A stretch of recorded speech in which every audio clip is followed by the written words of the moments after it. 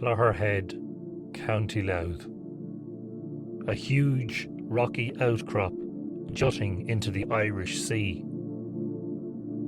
But this is no ordinary headland. It holds some extraordinary secrets. Clogherhead is a place that is both geologically and archaeologically fascinating.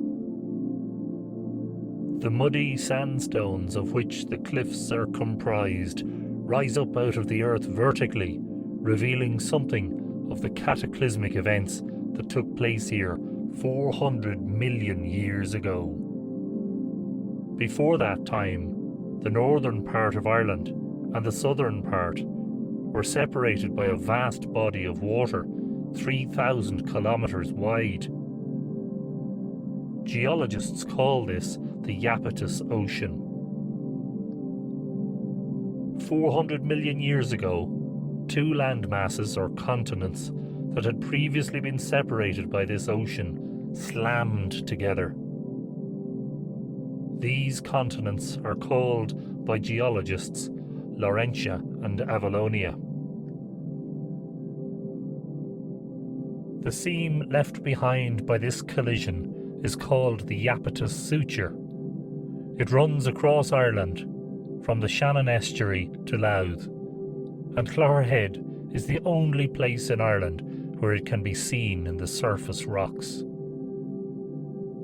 Fossils found north of Clogherhead are vastly different to those found to the south. They came from parts of the earth that were once 3,000 kilometres apart. The builders of Newgrange used the vertical formations of Laird Greywacke at Clogherhead to their advantage.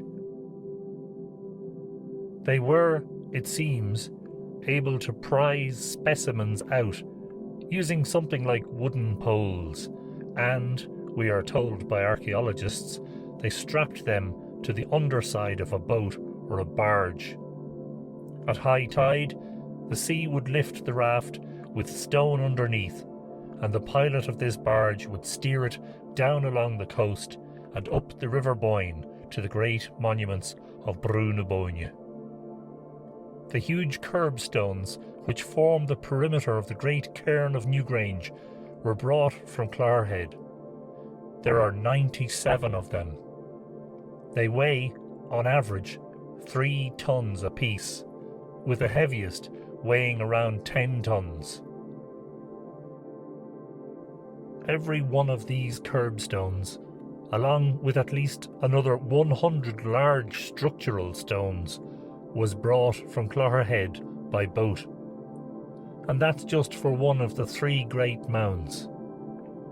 There were hundreds more stones used in the construction of Louth and Douth and the many smaller satellite mounds at the bend of the Boyne. The tenacity and sheer will of the builders of Newgrange and its sisters has to be greatly admired. We are in awe of the achievements of the builders of the megalithic monuments of 5,000 years ago.